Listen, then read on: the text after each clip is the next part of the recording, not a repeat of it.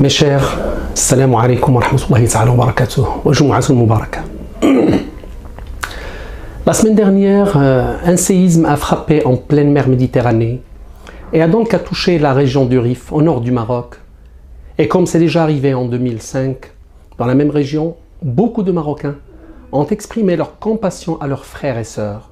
Certains même ont proposé de leur venir en aide. Mais comme la bêtise humaine n'a pas de limite, certaines voix se sont élevées pour expliquer ce phénomène et le justifier par le mauvais comportement des gens, et que la sécheresse, les séismes et même certaines épidémies qui nous touchent ne sont qu'une punition divine en raison de nos égarements. Mais que pensent alors ces prédicateurs des pays non musulmans qui ont réussi à éradiquer les épidémies, qui ont pris des dispositions pour éviter les effets des séismes comme les constructions antisismiques et qui ont toujours une pluviométrie qui leur assure une autosuffisance alimentaire? C'est vrai que dans les pays musulmans, beaucoup de gens se sont éloignés de la voie juste et certains commettent des péchés. Mais est-ce suffisant pour condamner tout le pays? Et qu'en est-il des gens pieux, des enfants et des animaux? Pourquoi subiraient-ils la punition divine? Allah est juste. Et la religion s'appuie justement sur la justice. Ou bien, il dirait que c'est un dommage collatéral. Non. Ces gens n'ont rien compris à l'islam. Ils comparent à ce qui est arrivé aux autres nations antérieures, comme ce qui toucha donc ces nations. Allah subhanahu wa ta'ala dit dans le Saint-Coran: كَذَأْبِ آلِ فِرْعَوْنَ وَالَّذِينَ مِنْ قَبْلِهِمْ كَذَّبُوا بِآيَةِ رَبِّهِمْ فَأَهْلَكْنَاهُمْ بِذُنُوبِهِمْ وَأَغْرَقْنَا آلَ فِرْعَوْنَ. Il en fut de même des gens du Pharaon et ceux qui avant eux avaient traité de mensonges les enseignements de leur Seigneur. Nous les avons fait périr pour leurs péchés et nous avons noyé les gens du Pharaon car ils étaient tous des injustes. Allah dit encore: وَكَمْ أَهْلَكْنَا مِنَ الْقُرُونِ مِنْ بَعْدِ نُوحٍ وَكَفَى بِرَبِّكَ بِذُنُوبِ عِبَادِهِ خَبِيرًا بَصِيرًا. Que de générations avons-nous exterminées après Noé, et ton Seigneur suffit qu'il soit parfaitement connaisseur et clairvoyant sur les péchés de ses serviteurs. Il y a même des prophètes qui ont imploré Dieu d'éliminer les infidèles de leur nation, comme le cas de Nuh alayhi salam quand il dit: وَقَالَ نُوحٌ رَبِّ لَا تَذَرْ عَلَى الْأَرْضِ مِنَ الْكَافِرِينَ دَيَّارًا.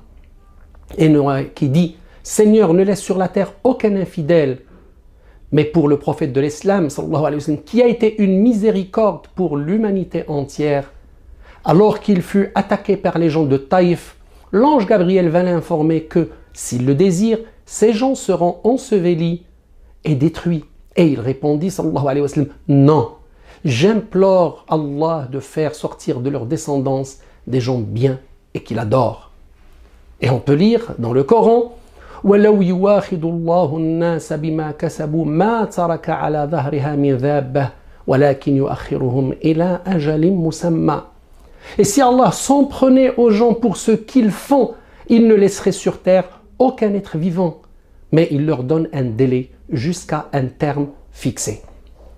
Et si Allah devait nous punir aujourd'hui, ça serait pas pour nos péchés, mais ça serait beaucoup plus pour notre ignorance. Vous savez que nous sommes la nation de la connaissance et du savoir.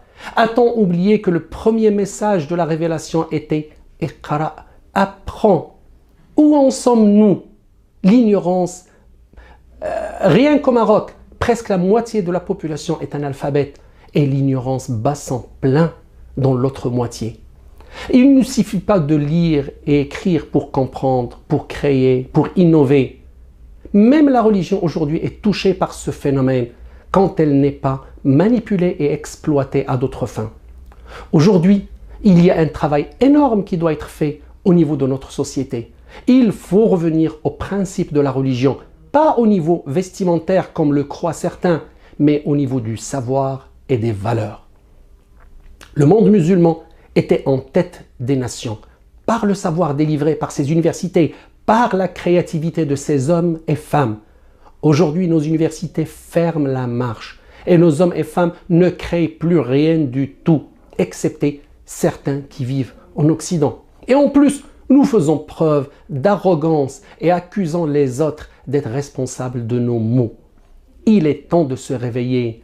Il est temps de faire notre mea culpa et de commencer le changement, car il n'est jamais trop tard pour bien faire. Sinon, on restera à la traîne quand des autres nations excellent et avancent. Nous, les seules fois où on est cité, c'est quand il s'agit d'horreur et de violence. Avec de la pitié et de la compassion. Et à vendredi prochain, Inch'Allah.